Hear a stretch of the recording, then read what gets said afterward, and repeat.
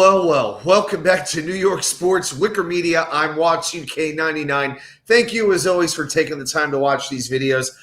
So, as of this recording, the San Diego-Arizona game has just gone final. Finally, something goes the Mets' way as Arizona loses 5-0 to San Diego. But I got to spend a minute here and just talk about the Mets. Man, what a disgrace this week has been. 3 absolute no-show games in a row. You know, I'll give Jose Quintana a little bit of credit. He fought as much as he could, but you know, the pitch count was just way too high. Bullpen, they came in, they did what they could. They did very well up until Reed Garrett, but I'm not putting any blame on Reed Garrett.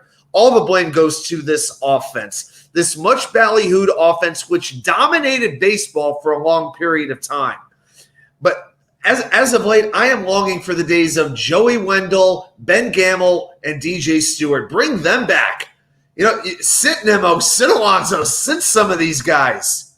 My goodness. In a night when the Brewers were pitching a bullpen game, I know the Brewers have a good bullpen. I don't want to hear it. You're telling me against a bullpen that they're not even using their closer, you can only muster up 2 hits and no runs in 9 innings? When your season is practically on the line? As soon as the Brewers made that game 2-0, you were 99% sure it was done. I know it's baseball. Anything can happen. I get it. But, oh my gosh, I cannot remember an offense went from being good to being dead, like back and forth as quickly as it does. Are you kidding me? 2 hits tonight. Thank God for Jose Iglesias. Oh, my gosh. I mean, people were saying, fire the hitting coach, fire this guy, cut that guy. These guys have to do their jobs collectively. And again, they had weeks when they were the most dominant offense in baseball that can't be overlooked. But I am sick and tired of players playing below their level. I'm tired of Francisco Alvarez striking out on 3 pitches, chasing sliders out of the zone. Same thing with Pete Alonso. Brandon Nimmo, I love him. What happened to him? He was an all-star for the first half of this season, or worthy of an all-star berth for sure. He's hitting like 220 in the second half. Starling Marte is nothing more than a DH, and not even a good one at this point in his career. JD Martinez is like Willie Mays for the Mets in 1973. And I don't mean that as a compliment. It is just terrible. Harrison Bader, very good defense, fine signing. Don't need to see him at the plate anymore. And if I'm Carlos Mendoza, I don't know what I'm doing for this game on Sunday. What do you do?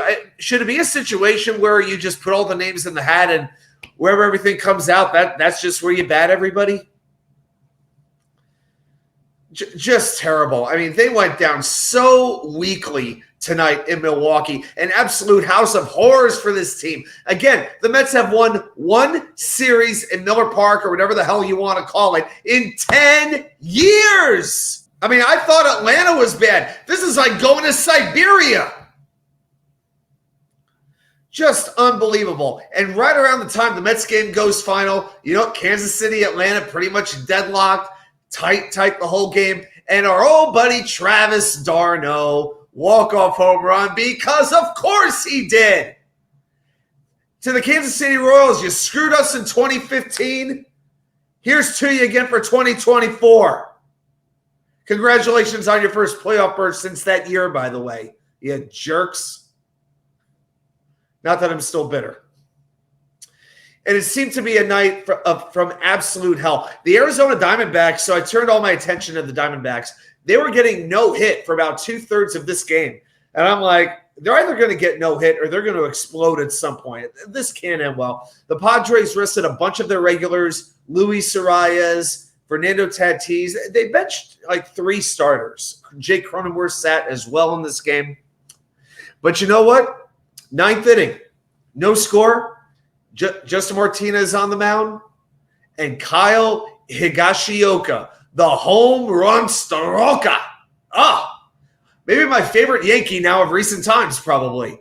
To quote, John Sterling's old call. Now on the Padres, smashes a 2-run homer. Immediately, another home run makes it 3-0. Padres would tack on 2 more, and that would be the final score. 5-0 Padres. Arizona loses for the second straight night. They, by the way, only had 2 hits in this game, just like the Mets. Just thought I'd point that out. All right, so we're heading into the final game of the regular season for Arizona. Mets, of course, have 3 games left, as do the Braves, with this bogus doubleheader coming up on Monday. So what are the Mets scenarios for clinching, for being eliminated? Well, first of all, again, the Mets cannot be eliminated until Monday.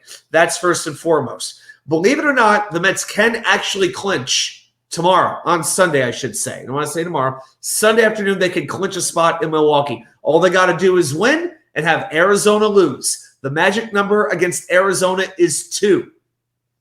Okay? That's all they got to do. Win, Arizona lose. It's kind of hard to imagine Arizona being swept in San Diego, but it could happen. Doesn't matter what Atlanta does at this point. All right. Now, if the Mets are going to clinch in Atlanta, there's different scenarios with if they need to win one game or both games. Okay. Now, if they were going to need to sweep the doubleheader, the way that would have to happen is the Mets have to lose on Sunday and Arizona has to win. If that happens, the Mets will go into Atlanta on Monday needing to sweep the doubleheader. Cool with that? Pretty straightforward. Okay. Mets would have to lose. Arizona would have to win Sunday. The Mets got to win twice, and they're in. Now, as far as needing one win in Atlanta on Monday to clinch a spot, there are, by my count, 5 different scenarios. Okay, and 3 of them, believe it or not, are not involve the Mets losing, but they also involve Arizona losing. Okay, so no matter what you do, if the Mets and Arizona both lose on Sunday, the Mets need to win just one game in the doubleheader to clinch a spot. And I'm willing to go into Atlanta needing to win one game, not both. Not both would be a death sentence. It would not be good. The other scenario would be Mets win, Diamondbacks win. So if the Mets and Diamondbacks both have the same result on Sunday, the Mets just need to win one game on Monday, and they are in. It's pretty much that simple. Mets win, Arizona loses on Sunday, the Mets clinch on Sunday. If on Sunday the Mets lose and Arizona wins, Mets go to Atlanta, they need to sweep the doubleheader. That's about as simple and straightforward as I could possibly make it. Don't worry about what Atlanta does against Kansas City at this point. It's irrelevant. It doesn't matter. Yes, the Mets could jump them in the standings. I don't care. I don't care if we're the 5 seed, the 6 seed. I don't care if we back in, march forward, whatever it takes. I want to make the playoffs. This ride has been too crazy for it to end this damn meekly. So I want to see the New York Mets with the heart, the resilience that we have seen for most of this season show up in Miller Park, American Family Field on Sunday afternoon. And let's see how much you want it. Destiny is still in your hands. Even if Arizona wins tomorrow, even if they win Sunday, if you win 2 of your last 3 games, you're still in. You control this. Now go out there and show us that you freaking want it.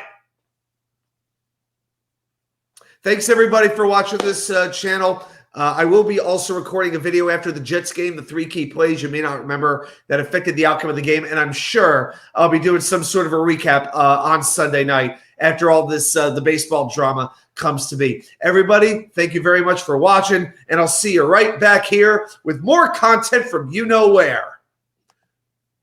The Wicker Chair.